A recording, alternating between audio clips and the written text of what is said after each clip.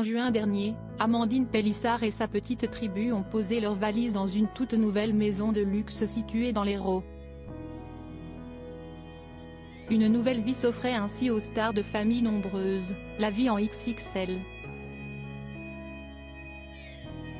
Mais plus de 6 mois plus tard, rien ne va plus. En effet, la superbe demeure tombe en ruine.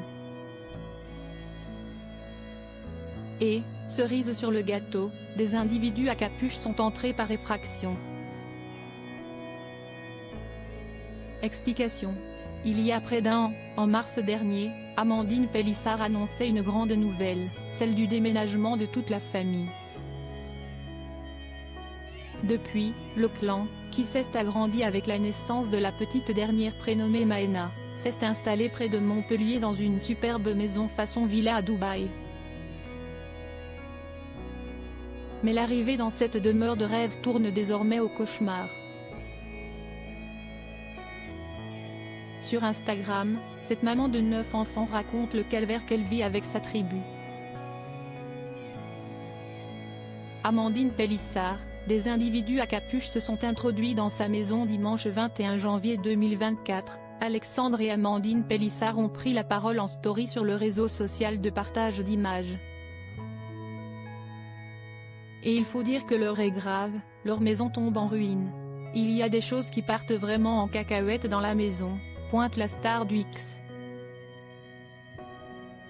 Il est important de préciser que notre cher propriétaire nous a dit que s'il y avait des problèmes dans la maison, ça ne servait plus à rien de l'appeler, qu'il ne ferait rien.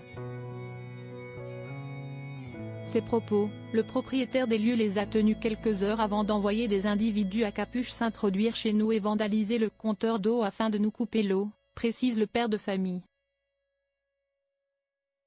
Et pour sa femme d'en expliquer les raisons plus tard, pour nous faire chier car nous refusons d'allonger 2 mois de caution alors que nous lui demandons de requalifier le bail en bail de logement vide conformément à la loi.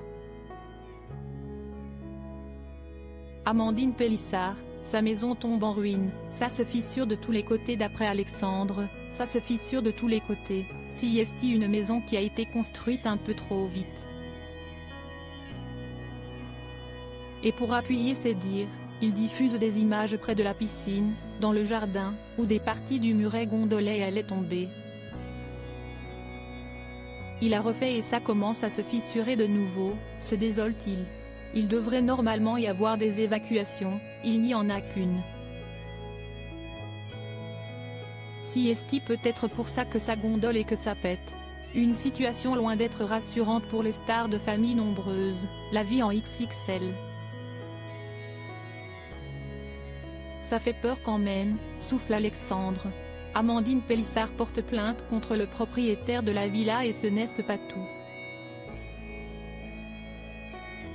D'après Amandine Pélissard, l'été dernier, rien n'allait déjà.